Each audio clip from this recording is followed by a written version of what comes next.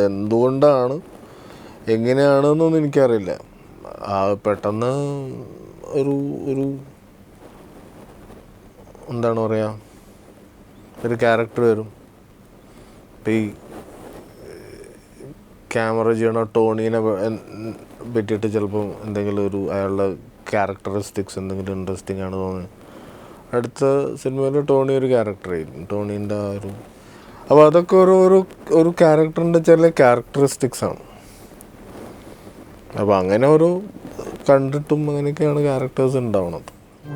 കൂടും കൂട്ടി പാടും മൈനേ തേടും രാഗം എന്താണോ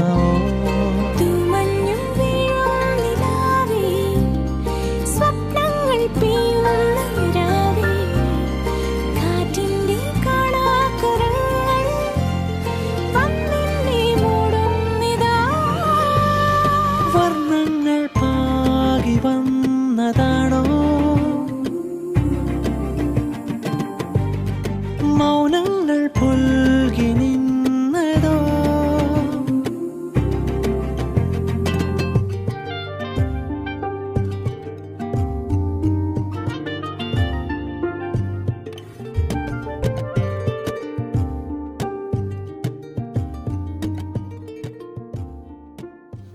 സപ്തമശ്രീയിലെ ക്യാരക്ടേഴ്സ്. അപ്പോൾ ഈ സപ്തമസ് അതിങ്ങനെ ഒരു ഒരു ഒരു ഒരു ഫസ്റ്റ് ഡ്രാഫ്റ്റ് ഒരു സ്ക്രിപ്റ്റ് മാതിരി എനിക്കെൻ്റെ അമ്മയാണ് എഴുതി തരാറ്. കാരണം മലയാളം എഴുതി കഴിഞ്ഞ് വെച്ചാൽ അത് മൊത്തത്തിൽ അക്ഷര പെശകും ഒക്കെയാണ്. അപ്പോൾ അതുകൊണ്ട് അമ്മ ഇരുന്ന് ഞാൻ പറഞ്ഞ് എന്നിട്ടാണ് ആദ്യത്തെ ഈ സപ്തമശ്രീ എഴുതാൻ തുടങ്ങിയത്. അതെനിക്ക് 13 ദിവസത്തിനുള്ളിൽ തീർത്തിട്ടുള്ള ഒരു ഫസ്റ്റ് ഡ്രാഫ്റ്റാണ്. ഈ ഒരു ഡ്രാഫ്റ്റ് പ്രിൻ്റൊക്കെ ചെയ്തിട്ട് ഞാനും സമീർ താഹിറും കൂടെ അന്ന് ആദ്യം ഈ സിനിമ ഒപ്പം ചെയ്യാമെന്ന് വിചാരിച്ചു. പക്ഷെ അതെന്തുകൊണ്ടോ അന്ന് അത് നടന്നില്ല.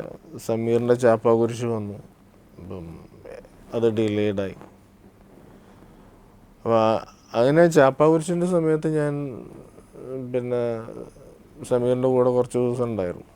അപ്പോഴാണ് ഫഹദിനൊക്കെ ഞാൻ അവിടെ നിന്നാണ് പരിചയപ്പെടുന്നത്. നോർത്ത് 24 കാതം എന്ന് പറഞ്ഞ സിനിമയുടെ ഒരു ആ ഹരികൃഷ്ണൻ എന്ന് പറഞ്ഞ ക്യാരക്ടറാണ് സത്യം പറഞ്ഞാൽ ആദ്യം വന്നത്. എല്ലാം എൻ്റെ ഇപ്പോൾ തമിഴിൽ ഞാൻ ആദ്യം എഴുതിയാലൊക്കെ ആദ്യം ഈ ക്യാരക്ടേഴ്സിനെ ഡെവലപ്പ് ചെയ്തതിന് ശേഷമാണ് അതൊരു പ്ലോട്ടോ അല്ലെങ്കിൽ ഒരു സ്ക്രിപ്റ്റോ ഒക്കെ അതിൽ ആയി വന്നു. അതിലൊരു പ്ലോട്ട് വരുന്നു, ഒരു സ്ക്രിപ്റ്റ് ആവണം. അപ്പോൾ അങ്ങനെ ഒരു ക്യാരക്ടർ ഞാൻ ഇവൻ്റെ അടുത്ത് പറഞ്ഞെടുത്തപ്പോൾ അവൻ ഭയങ്കര എക്സൈറ്റഡായി. അങ്ങനെയാണ് നോർത്ത് 24 കാതം എഴുതാൻ തുടങ്ങിയത്.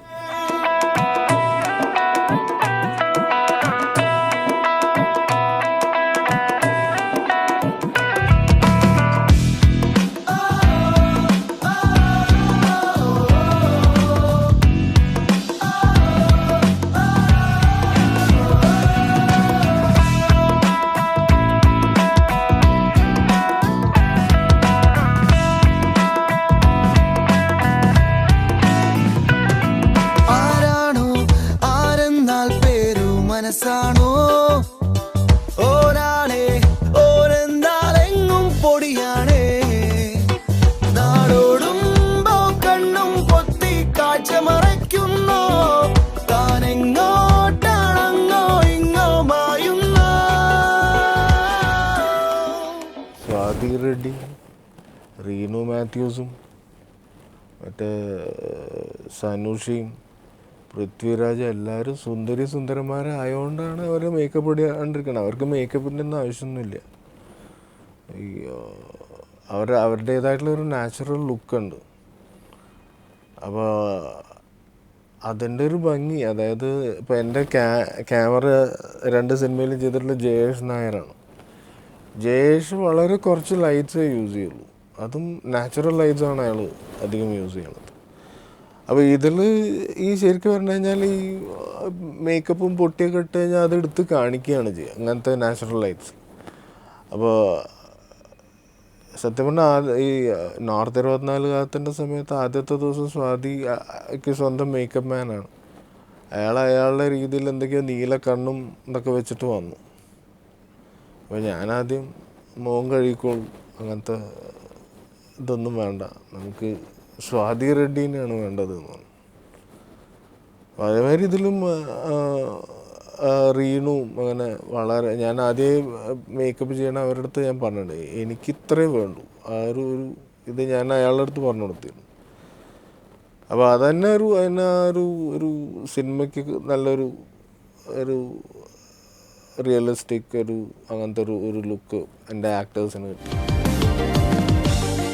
താനെ പൂക്കും നാണപ്പൂവേ കാലം തെറ്റി വന്നതാണോ?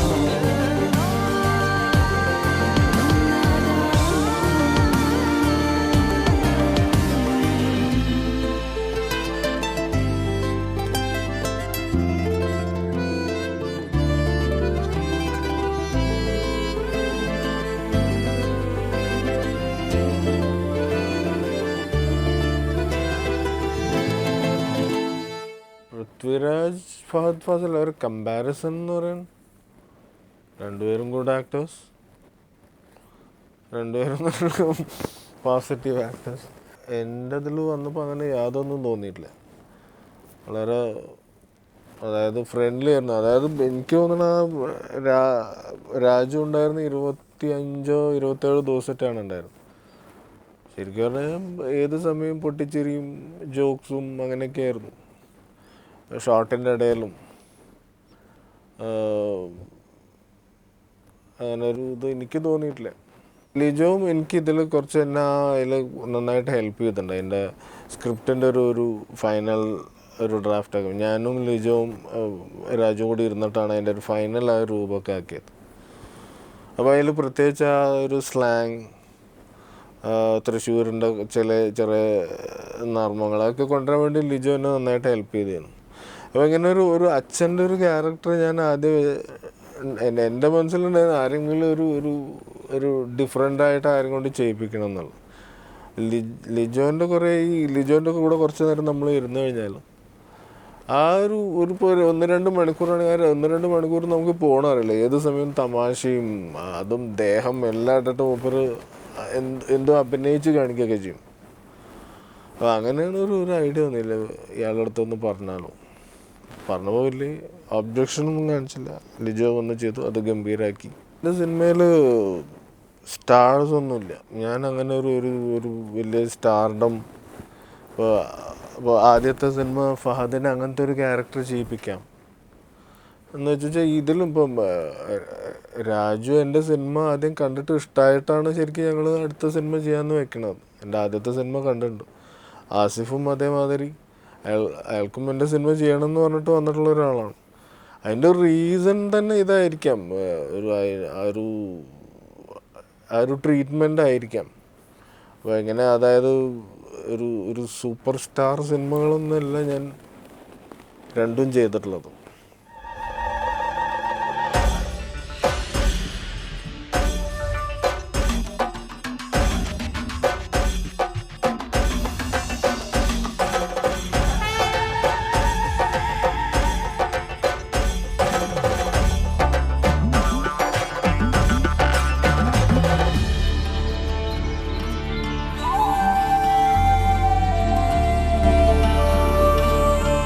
പേടിയൊന്നുമില്ല, എന്നെ ഒരു റെസ്പെക്റ്റ് ഉണ്ടെന്ന് തോന്നും.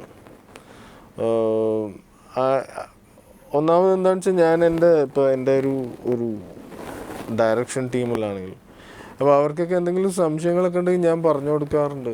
എൻ്റെ മോണിറ്റർ ഞാൻ മാത്രം ഇരുന്നിട്ട് കാണുന്ന ഒരു മോണിറ്ററല്ല. എൻ്റെ ഇതിൽ ഞാൻ അവിടെ ഇരിക്കേണ്ട വെച്ചാൽ എൻ്റെ ചുറ്റും എൻ്റെ ടീമിലുള്ള ആർക്കൊക്കെ ഇരിക്കേണ്ട വെച്ചാലൊക്കെ അവർക്ക് ഇരിക്കാം, അവർക്ക് കാണാം, അവർക്ക് എന്താ വേണ്ടിച്ച് ചോദിക്കാം. അപ്പോൾ അങ്ങനത്തെ ഒരു വെരി ഫ്രണ്ട്ലി ഡയറക്ടറായിട്ടാണ് ഞാൻ എന്നെ കണക്കാക്കുന്നത്. അവർക്കും അങ്ങനെയൊക്കെ തന്നെ ആയിരിക്കണം. ഭയങ്കരമായിട്ട് വാല്യൂ ചെയ്യുന്ന ഒരു കാര്യമാണ് ഫ്രണ്ട്ഷിപ്പ്. എൻ്റെ 10-27 കൊല്ലം പഴക്കമുള്ള ഫ്രണ്ട്സ് ഇന്നും എൻ്റെ ഫ്രണ്ട്സാണ്. അവരാണ് സത്യത്തിൽ എൻ്റെ ഏറ്റവും ക്ലോസ് ഫ്രണ്ട്സ്. സിനിമയിലും എനിക്കങ്ങനെ ചില നല്ല ഫ്രണ്ട്ഷിപ്പുണ്ട്. സിനിമയിൽ ബെസ്റ്റ് ഫ്രണ്ട്സ് എന്ന് പറഞ്ഞാൽ ഒന്ന് സമീർ താഹിറാണ്, പിന്നെ ഒന്ന് അൻവർ റഷീദാണ്, ലിജോ ജോസ് പെല്ലിശ്ശേരിയാണ്. അങ്ങനെ ഒരു നല്ല കുറേ ഫ്രണ്ട്സ് ഉണ്ട് എനിക്ക്. പിന്നെ എനിക്ക് വേണ്ട സിനിമ എന്താണെന്ന് അവർക്കറിയാം. ക്രൂ മെമ്പേഴ്സ് എന്ന് പറഞ്ഞാൽ ചിലവർ മാറിയിട്ടുണ്ട് ഈ സിനിമയിൽ. അതല്ല വെച്ചാൽ മെയിൻ ടെക്നീഷ്യൻസൊക്കെ ഓൾമോസ്റ്റ് സിമിലർ തന്നെയാണ്, സെയിം തന്നെയാണ്. സോറി. അപ്പം ഇപ്പോൾ അടുത്ത ഞാനൊരു കുറേ പേരെ ക്യാരി ഫോർവേഡ് എന്ന് പറഞ്ഞിട്ടുണ്ട്. അത് ആക്ടേഴ്സ് ആയാലും ശരി, ടെക്നീഷ്യൻസ് ആയാലും ശരി, അടുത്ത സിനിമയിലേക്കും അവർ അങ്ങനെ. കാരണം അത് ഒരു നല്ല സിനിമ വരണം എന്നുണ്ടെങ്കിൽ നമ്മൾ എല്ലാം മൊത്തത്തിൽ ഒരു കംഫർട്ട് ഉണ്ടാവും.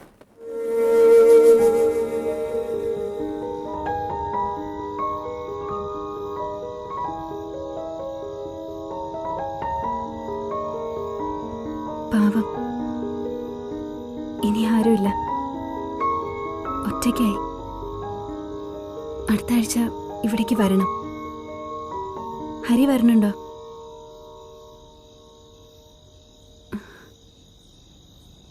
ഹരി, എനിക്ക് ടെൻഷൻ എന്ന് പറഞ്ഞൊരു എൻ്റെ വൊക്കാബുലറിയിൽ ഇല്ലാത്തൊരു സാധനമാണ്. ഇപ്പോഴാണ് എനിക്ക് ടെൻഷൻ. ഈ ക്യാമറേനൊക്കെ ഫേസ് ചെയ്തിരിക്കുമ്പോഴാണ് ടെൻഷൻ. അല്ലാണ്ട് എൻ്റെ സിനിമ ചെയ്യുമ്പോഴോ അത് റിലീസ് ചെയ്യുമ്പോഴോ ഒന്നും എനിക്കൊരു ടെൻഷനും ഇല്ല. വെറുതെ ഞാൻ ടെൻഷനായിട്ട് എന്തായാലും ഇപ്പോൾ സിനിമ കഴിഞ്ഞിട്ടുണ്ടെങ്കിൽ അത് എടുത്തു വെച്ച് കഴിഞ്ഞു. സിനിമ ചെയ്യണ സമയത്താണെങ്കിൽ ഞാനൊരു ടെൻഷൻ കാണിച്ചു കഴിഞ്ഞാൽ എൻ്റെ ക്രൂ മെമ്പേഴ്സ് എല്ലാവർക്കും അത് റിഫ്ലക്റ്റ് ചെയ്യും. സിനിമേനെ തന്നെ അത് ബാധിക്കും. അപ്പോൾ എന്തൊക്കെ വിഷമമുണ്ടോ ബുദ്ധിമുട്ടുണ്ടോ ഉണ്ടാവുമായിരിക്കാം, എൻ്റെ ഉള്ളിൽ ടെൻഷനും കാര്യങ്ങളൊക്കെ ഉണ്ടാവുമായിരിക്കും. പക്ഷേ ഒരിക്കലും ഞാനത് പുറത്ത് കാണിക്കൂല. ആഡ് ഫിലിംസ് ആരും എനിക്ക് തരണമെന്നില്ല, ആരും എന്നെ വിളിക്കുന്നില്ല. മോശമൊന്നുമില്ല, എൻ്റെ ആഡ് ഞാൻ ചെയ്തത് നല്ല ആഡ്സ് തന്നെയായിരുന്നു. എനിക്കറിയില്ല, അവരൊക്കെ ഞാൻ സിനിമ ആയതുകൊണ്ട് ഇനി ആഡ്സ് ഒന്നും ചെയ്തിട്ടുണ്ടാവില്ല എന്ന് വിചാരിച്ചിട്ടാണോ. ഞാൻ ആഡുകളൊക്കെ ചെയ്യും. എനിക്ക് അങ്ങനെ ആഡ്സിൽ നിന്ന് കാശ് ഉണ്ടാക്കുന്നതൊക്കെ ഇഷ്ടമാണ്. പ്രൊഡ്യൂസറിൻ്റെ സമ്മതിക്കുന്നതാണ്. കാരണം ഞാൻ എന്താണെന്നറിയില്ല. വെറും ആ ഒരു സബ്ജക്റ്റ് കേട്ടിട്ട് ഇൻട്രസ്റ്റഡ് ആയിട്ട് വന്നിട്ടുള്ള പ്രൊഡ്യൂസറാണ്. അപ്പം അതിന് ശരിക്കും പറഞ്ഞാൽ ഐ എം താങ്ക്ഫുൾ. പിന്നെ E4 എൻ്റർടൈൻമെൻറ്റ് എന്ന് പറഞ്ഞ കമ്പനിക്ക് എൻ്റെ പിന്നെന്താണ് പറയുക, അതിൽ മുകേഷ് മേത്ത, പിന്നെ സാരഥി, ജോൺ, ഇങ്ങനെ ആ ഒരു കമ്പനിയിൽ ഇൻവോൾവ് ആയിട്ടുള്ള ഇവരൊക്കെയാണ്. കാരണം എന്നെ വിശ്വസിച്ചിട്ട് ആ ഒരു സിനിമ ചെയ്യാൻ അവർ തയ്യാറായി. അതും ഒരു ഫസ്റ്റ് ടൈമർ എന്നുള്ള രീതിയിൽ അത്യാവശ്യം നല്ലൊരു ബഡ്ജറ്റും.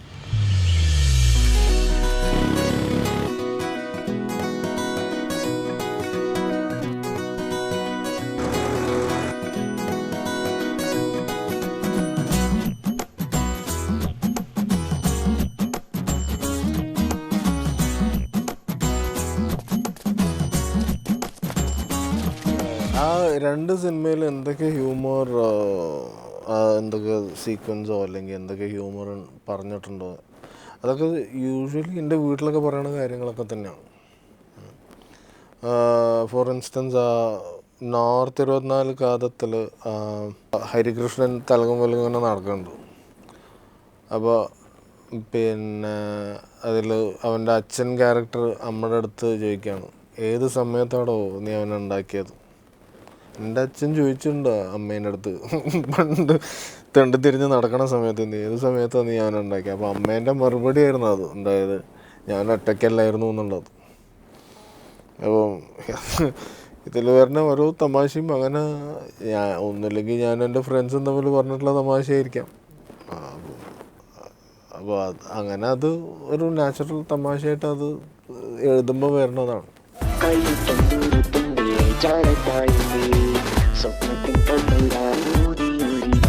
പഴയ കഥകൾ പല തിരിമറികൾ ഇനി മറക്കാം, വഴി തിരിച്ചുവിടാം.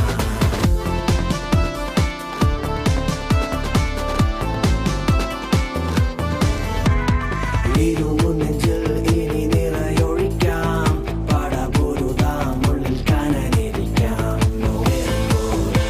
മനസ്സേ മറുപടിയായി പുതുവിരിയെഴുതാം. തീ പടരുകയാ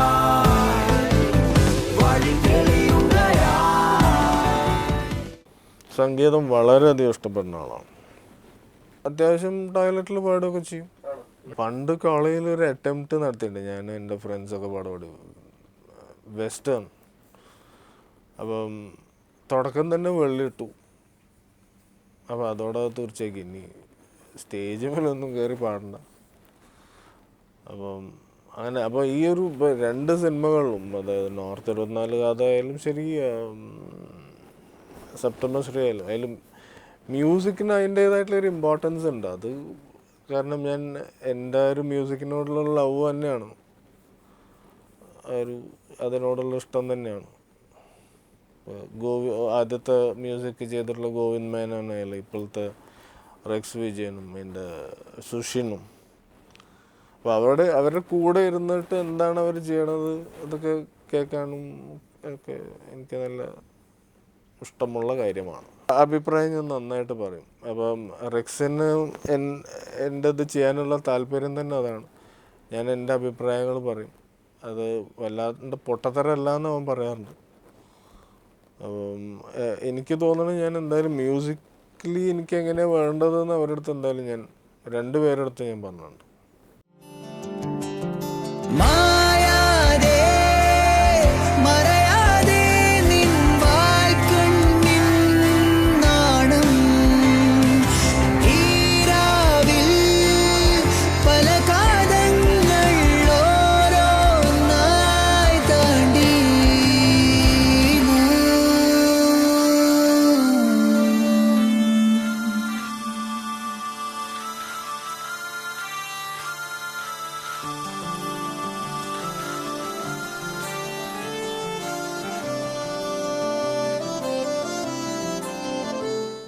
എനിക്കൊരു ഒരു ഒരു വലിയ ഭാഗ്യം ഉണ്ടായിട്ടുള്ള എന്താണെന്ന് വെച്ചാൽ കഴിഞ്ഞ 2 സിനിമയും ഈ 2 സിനിമയിൽ എനിക്ക് തോന്നുന്നു മലയാളത്തിൽ ഏറ്റവും ജാസ്തി റിവ്യൂസ് വന്നിട്ടുള്ള എൻ്റെ സിനിമകൾക്കാണ്. നല്ലത് വരുന്നുണ്ട്, ചീത്ത വരുന്നുണ്ട്. ഇഷ്ടപ്പെട്ടില്ല എന്ന് പറയുന്നത് വളരെയധികം ഇഷ്ടപ്പെട്ടു എന്ന് പറയുന്നത് ആദ്യത്തെ സിനിമയായിരുന്നു നല്ലത്, രണ്ടാമത്തെ സിനിമ ഓർഡിനറി സിനിമയാണ്, ഇങ്ങനെ പറഞ്ഞ് പലതരം റിവ്യൂസ് വരുന്നുണ്ട്. അപ്പം അതിനെനിക്ക് ഇത്രയും ജാസ്തി ആൾക്കാരുടെ അഭിപ്രായം കിട്ടാനുള്ളൊരു ഭാഗ്യം എന്തായാലും ഉണ്ടായിരുന്നു. അത് അവരുടെ പേഴ്സണൽ ഒപ്പീനിയൻ അല്ല. അത് ആസ് ലോങ് ആസ് നമ്മൾ സ്വന്തം പ്രൊഫൈലിൽ പറയാത്തോടത്തോളം കാലം എനിക്ക് കുഴപ്പമൊന്നുമില്ല. അതിന് ഒരു പേജ് ഉണ്ട്, ആ പേജിൽ വേണമെങ്കിൽ എന്ത് വേണമെങ്കിൽ പറഞ്ഞിട്ട്. പക്ഷേ എൻ്റെ പ്രൊഫൈലിൽ വന്നിട്ട് ഞാനൊരു ഒരു ഒരു മെസ്സേജ് എന്തെങ്കിലും ഇട്ട് കഴിഞ്ഞാൽ അതിൻ്റെ അടിയിൽ അങ്ങനെ വല്ലതും ഇട്ട് കഴിഞ്ഞാൽ അത് മോശമാണ്. ഇത് സിനിമയ്ക്ക് അതിൻ്റേതായിട്ടുള്ള പബ്ലിസിറ്റിയും കാര്യങ്ങളൊക്കെ തന്നെ വേണം. സത്യം പറഞ്ഞാൽ എന്നെ അധികം ആരും വിളിച്ചിട്ടില്ല ഈ ഒരു സിനിമയ്ക്ക്. എന്നെക്കാളും എൻ്റെ ആക്ടേഴ്സിനെയാണ് എല്ലാവർക്കും വേണ്ടത്. ഏതെങ്കിലും ഒരു തസ്കറിനെ തരുമോ അങ്ങനെയൊക്കെയാണ് എല്ലാവരും. ഒരാൾ ക്യാമറയുടെ വലത്ത് ഭാഗത്തോ അടുത്ത ഭാഗത്തോ നിന്നിട്ട് എന്തെങ്കിലും ചോദ്യം ചോദിക്കും, ഞാൻ ഈ ക്യാമറേനെ നോക്കിയിട്ട് പറയണം. അതന്നെ എനിക്കൊരു വളരെ നോൺസെൻസ് ആയിട്ടാണ് തോന്നുന്നത്. ക്യാമ്പസ് സിനിമ എടുക്കാം, എനിക്ക് വളരെ താല്പര്യമുള്ളൊരു ജോണറാണ് ക്യാമ്പസ് സിനിമാസ്. ഉറങ്ങാമ്പട്ടിയാണ് എൻ്റെയും എൻ്റെ സ്ക്രിപ്റ്റുകൾ വായിച്ചിട്ടുള്ള എല്ലാവരുടെയും അഭിപ്രായത്തിൽ ഏറ്റവും നല്ല സ്ക്രിപ്റ്റ്. ഉറങ്ങാമ്പട്ടി എന്ന് പറഞ്ഞു കഴിഞ്ഞാൽ തമിഴ്നാട്ടിലൊരു ഗ്രാമമാണ്. അവിടെ ഈ ജല്ലിക്കെട്ടിനുള്ള കാളകളെ ട്രെയിൻ ചെയ്യുന്ന ഒരു സ്ഥലമാണ്. അപ്പോൾ ഈ ഉറങ്ങാമ്പട്ടിയിൽ നിന്ന് ട്രെയിൻ ചെയ്ത കാളേനെ ഈ ജല്ലിക്കെട്ടിൽ പിടിക്കാൻ പോണതിന് മുന്നേ മരിച്ചു കഴിഞ്ഞാൽ ചെയ്യേണ്ട ക്രിയകളൊക്കെ ചെയ്ത് വെച്ചിട്ട് പോയാൽ മതി എന്ന് പറയത്തു. അപ്പോൾ അതാണ് ഉറങ്ങാമ്പട്ടി. കറുപ്പ് എന്ന് പറഞ്ഞ ഒരു കാളയുടെ പേരാണ്. 175cc ബൈക്ക് പണ്ടൊരു SD ബൈക്ക് ഉണ്ടായിരുന്നു, അതിന് മാത്രമേ എനിക്ക് ഉള്ളൂ തോന്നുന്നു 175cc എന്ന് പറഞ്ഞിട്ടൊരു. അപ്പോൾ അതാണ് ആ പേരിൻ്റെ ഒരു ഉദ്ദേശം.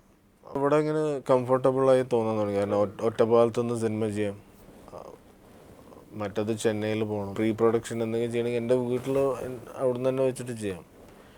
ചെന്നൈ ആണെങ്കിൽ അങ്ങനെ പറ്റില്ല, അല്ല തമിഴാണെങ്കിൽ അവിടെ തന്നെ പോകണം. ഞാൻ ജനിച്ചത് ഒറ്റപ്പാലം തന്നെയാണ്, പഠിച്ചത് പല സ്ഥലത്തുമാണ്.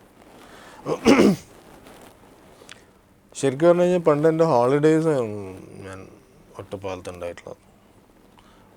അപ്പോൾ ഇപ്പോൾ തിരിച്ച് ഞാൻ എൻ്റെ ഹോളിഡേയ്സ് എൻജോയ് ആണ് ഒറ്റപ്പാലത്ത്. പല സ്ഥലങ്ങളിലൊക്കെ പോയി പല ജോലിയൊക്കെ ചെയ്തു. ഇപ്പം ഒറ്റപ്പാലം എൻ്റെ ഹോളിഡേ റിട്രീറ്റാണ്. ഫ്ലാറ്റ് വാങ്ങാനൊന്നുള്ള അത്ര കാശൊന്നും ഞാൻ ഉണ്ടാക്കാൻ തുടങ്ങിയിട്ടൊന്നുമില്ല.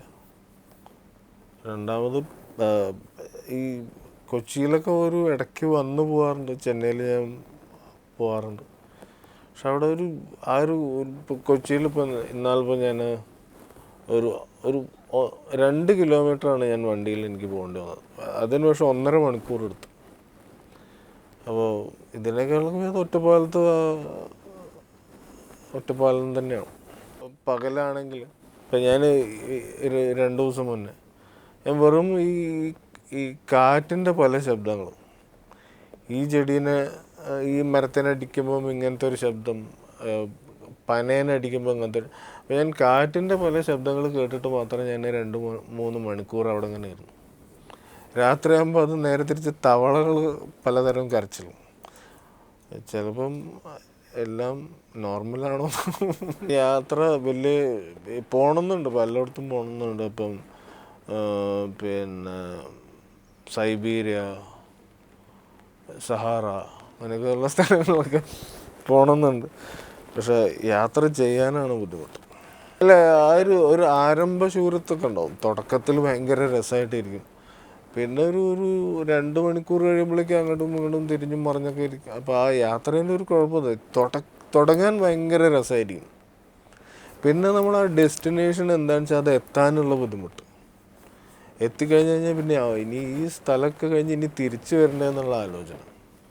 എന്നെ സംബന്ധിച്ചിടത്തോളം യാത്ര അതാണ്. പക്ഷേ എനിക്ക് സ്ഥലങ്ങളിൽ പോകാൻ ഇഷ്ടമാണ്, സ്ഥലങ്ങൾ കാണാനൊക്കെ ഇഷ്ടമാണ്. പക്ഷേ ആ യാത്രയാണ് ബുദ്ധിമുട്ട്. ശരിക്കും പറഞ്ഞാൽ ഞാൻ എൻ്റെ പ്രൈവസി നന്നായി എൻജോയ് ചെയ്യുന്ന ആളാണ്. അപ്പോൾ ഇപ്പോൾ തന്നെ ഈ ഒരു ഇൻ്റർവ്യൂ പറഞ്ഞ ഒരു 5 ആൾ എന്നെ കണ്ടു കഴിഞ്ഞാൽ എന്നെ റെക്കഗ്നൈസ് ചെയ്യാൻ തുടങ്ങി കഴിഞ്ഞാൽ സത്യത്തിൽ എനിക്കത് ബുദ്ധിമുട്ടാണ്. അപ്പം എന്നെ അറിയാണ്ടിരിക്കുന്നതാണ് സത്യത്തിൽ നല്ലത്. ഇപ്പോഴുള്ള ആ ഒരു രീതിയിൽ തന്നെ പോകണം എന്നുള്ളതാണ്. കാരണം എൻ്റെ ഏറ്റവും വലിയൊരു സന്തോഷം ഉണ്ടായത് എന്താണെന്ന് വെച്ചാൽ, ഇപ്പം ഞാനും ഇപ്പോൾ നീരജ് മാധവ് എൻ്റെ സിനിമയിലെ ആക്ടർ, അല്ലെങ്കിൽ സലാം ബുക്കാരി, ഇവരുടെ കൂടെ ഞാൻ നടന്നു പോകുമ്പോൾ അവർക്ക് കിട്ടുന്ന ഒരു അറ്റൻഷൻ, അവർ ഇതിൻ്റെ മുന്നേ എനിക്ക് തോന്നുന്നില്ല എത്രയ്ക്കൊരു അറ്റൻഷൻ കിട്ടിയിട്ടുണ്ടോയെന്ന് എനിക്കറിയില്ല. പക്ഷെ എനിക്കറിയാം ഇതിപ്പോൾ ഈ സപ്തമശ്രീ വന്നുകൊണ്ട് കിട്ടുന്ന ഒരു അറ്റൻഷൻ ആണെന്ന് എനിക്കറിയാം. അപ്പോൾ അത് കാണുമ്പോൾ സത്യത്തിൽ ഞാൻ വളരെ എന്താണ് പറയുക, സന്തോഷവാനാണ്. കാരണം എന്താണെന്ന് വെച്ചാൽ ഞാനതിനൊരു കാരണക്കാരനാണല്ലോ. എൻ്റെ ഒരു സിനിമ ചെയ്ത് അത് അവർ നന്നായി ചെയ്ത് അങ്ങനെയാണ് അവർക്ക് ഈ ഒരു അറ്റൻഷൻ കിട്ടിയത്. അപ്പോൾ ആ ഒരു അറ്റൻഷൻ എനിക്ക് കിട്ടണം കൂടിയാണ്. ഞാൻ അങ്ങനെയാണ് എൻ്റെ സന്തോഷം അങ്ങനെയാണ്. അല്ലാണ്ട് എന്നെ വന്നിട്ട് ആൾക്കാർ കൂടി ഓട്ടോഗ്രാഫ് ചോദിച്ച് ഫോട്ടോ എടുത്ത് ഇതേപോലത്തെ ഈ സെൽഫീസൊക്കെ എടുത്ത് അതിലൊന്നും വലിയ കാര്യമൊന്നുമില്ല. ഇപ്പോഴും പ്രണയിക്കുന്നുണ്ട്, ഭാര്യേനെ പ്രണയിക്കുന്നുണ്ട്, കല്യാണത്തിന് മുമ്പും ശേഷമൊക്കെ പ്രണയിക്കുന്നുണ്ട്. പ്രണയത്തിന് അങ്ങനത്തെ ഒരു ക്ലിയർ ഡെഫിനേഷനൊന്നുമില്ല നമുക്ക്. എൻ്റെ ഒരു അർത്ഥത്തിൽ ഞാൻ പ്രണയത്തിൻ്റെ 2-3 വ്യാഖ്യാനങ്ങൾ കൊടുത്തിട്ടുണ്ട്. അത് ഒരു പെർട്ടിക്കുലർ ആളെ ഒന്നുമില്ല, ഞാൻ എല്ലാവരും പ്രണയിക്കുകയാണ്. എന്താണ് അടുത്ത് ചെയ്യാൻ തോന്നുന്നത് അത് ചെയ്യണം. അല്ലാണ്ട് പിന്നെ അത് ചെയ്യാണ്ട് ഇരുന്നാലാണ് നമുക്ക് ബുദ്ധിമുട്ട്. അപ്പം എന്താണ് ഇനി അടുത്തത് എനിക്കറിയില്ല. ഞാൻ ചിലപ്പം എനിക്കൊരു റെസ്റ്റോറൻറ്റ് തുടങ്ങണം എന്നൊക്കെ ഉണ്ട്. അപ്പോൾ ചിലപ്പോൾ അത് ചെയ്തുകൂടാന്നൊന്നുമില്ല.